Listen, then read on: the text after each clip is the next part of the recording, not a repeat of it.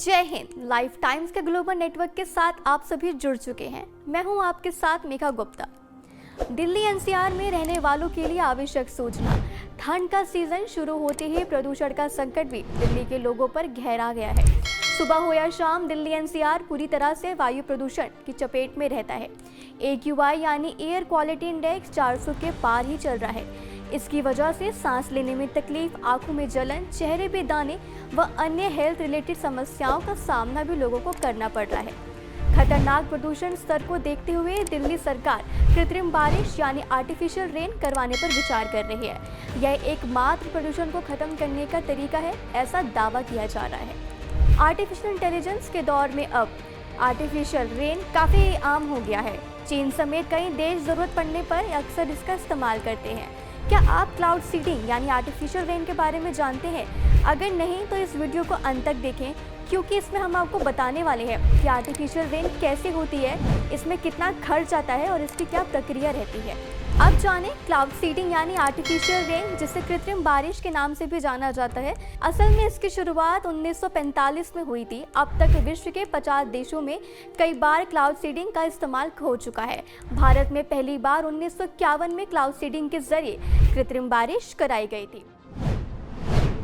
चीन समेत दुनिया में कई देशों में क्लाउड सीडिंग यानी आर्टिफिशियल रेन का चलन चल रहा है। सूखा पड़ने अथवा अन्य जरूरत पड़ने पर दुनिया के कई देशों में कृत्रिम बारिश करवाई जाती है। सामान्य भाषा में कहें तो केमिकल की मदद से बादलों को बारिश कराने के लिए तैयार किया जाता है। इसके जरिए होने वाली बारिश को कृत्रिम बारिश भी कहा जाता है।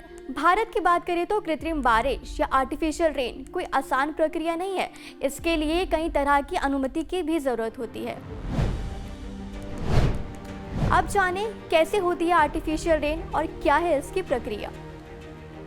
बाढ़, सूखा, हीट वेव, तूफान, जंगल में आग लगने जैसे हालात पैदा होने के विकल्प में के रूप में आर्टिफिशियल रेन करवाई जाती है। कृत्रिम बारिश कैसे कराई जाती है, अब ये जान लें। ये जानना आम लोगों के लिए रोचक है। मौसम विज्ञानियों के मुताबिक ऐसी बारिश कराने के लिए आसमान में थोड़े बहुत प्राकृतिक बादलों का होना जरूरी होता है।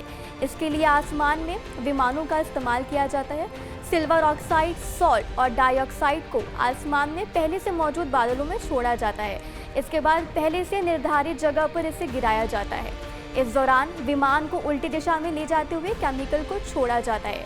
फिर नमक के कण बादलों में मौजूद स्टीम को खींचते हैं। इस प्रक्रिया के दौरान बादलों से नमी भी खींची चली जाती है। फिर यह इकट्ठा होकर बारिश की बूंद का रूप ले लेती हैं। दबाव पड़ने पर यह बारिश बनकर बरस जाती है। अब आपको बताते हैं कि आर्टिफिशियल रेन को करवाने में कितना खर्च आता है।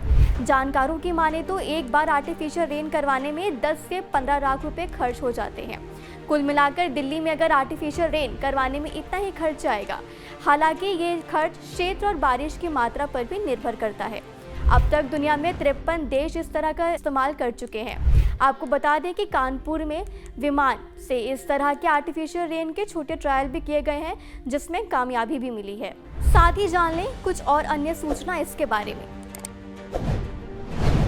आर्टिफिशियल बारिश करवाने का सबसे अच्छा समय मॉनसून से पहले और बाद में माना जाता है, क्योंकि इस वक्त बादलों में नमी ज़्यादा होती है। लेकिन सर्दियों में इसमें नमी कम होने के कारण क्लाउड सीडिंग उतनी सफल नहीं हो पाती है। साथ ही इसका प्रयोग आग बुझाने और सूखे से बचाने के लिए भी किया जाता रहा है।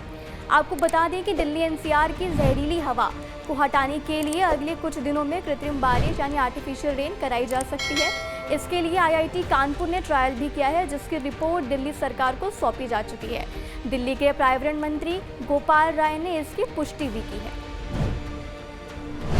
तो ये थी क्लाउड सीडिंग यानी आर्टिफिशियल रेन के बारे में सभी जानकारी। अगर आपका कोई सवाल है या कोई जानकारी देना चाहते हैं तो कमेंट बॉक्स में लिखकर हमें बता सकते हैं। इसी तरह के वीडियो देखने के लिए लाइफ टाइम्स को सब्सक्राइब कीजिए।